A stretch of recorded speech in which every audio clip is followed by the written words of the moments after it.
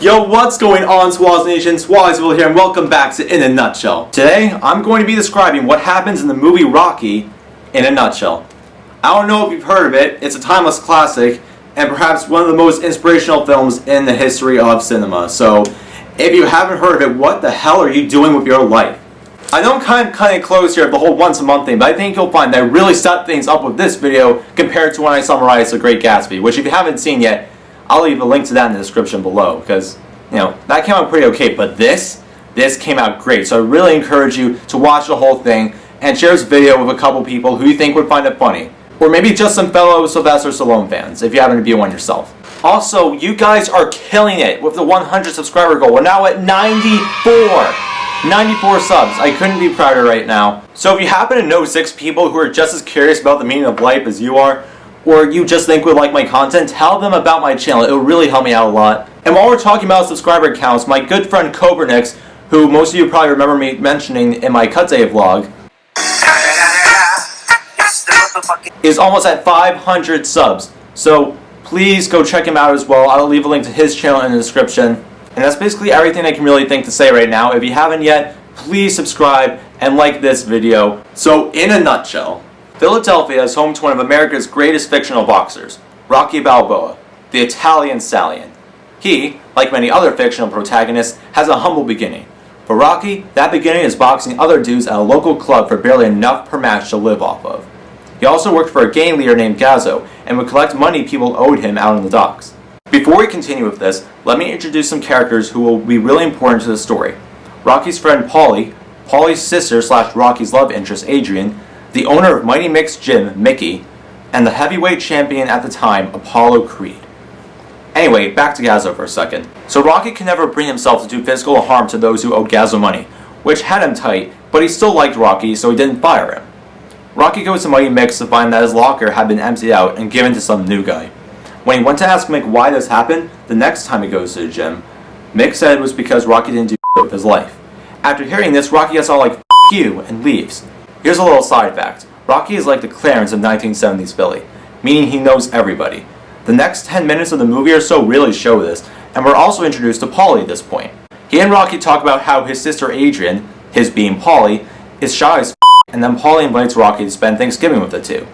We cut to Apollo Creed, who was just the other day hyping up a big boxing match he was going to have 5 weeks later, but his opponent to be suffered a severe injury, which led Apollo to suggest that he gives a local fighter the chance to take a crack at him.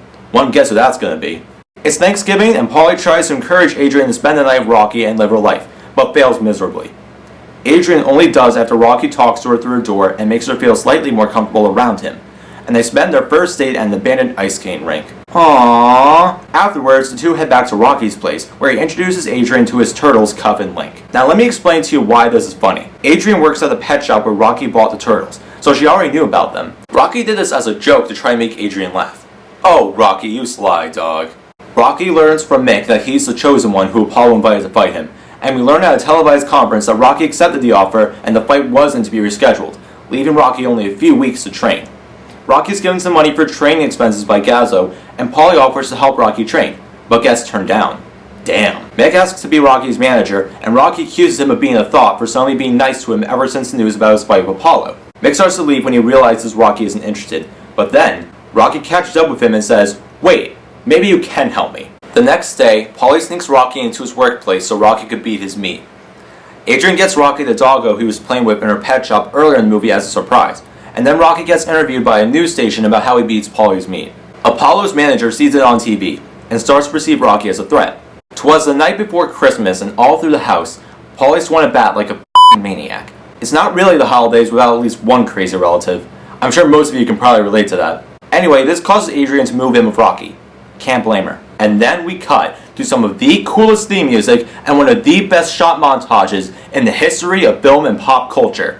Rocky's training montage. Days have gone by, the big fight is tomorrow, and Rocky decides to take a peek at the place where the fight will be held. He runs into one of Apollo's associates, who wishes Rocky luck, saying how he and Apollo will put on one hell of a show.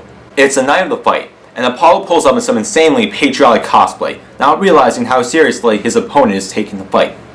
14 rounds straight, the two fighters dealt heavy blows to each other, and then just like that, it was the 15th round, the deciding round, the tiebreaker, the round to end all rounds. Rocky gives Apollo quite the beating, but the judges still declare Apollo the winner due to a majority vote by them. Rocky still gets a ton of prize money, and he and Adrian confess their love for one another, thus showing those who watch the movie that you don't have to be a winner in order to feel victorious.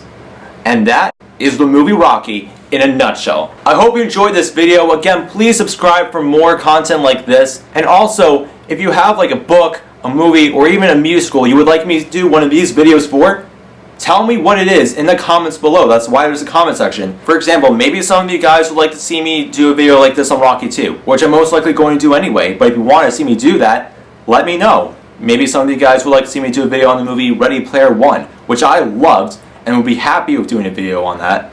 Or even Detective Pikachu, I could do that too. Like whatever you guys want to see me do on these videos on, whether it be a book, a movie, or a musical. Anyway, that's it from me. I'll catch you for the next one, Swozz Nation.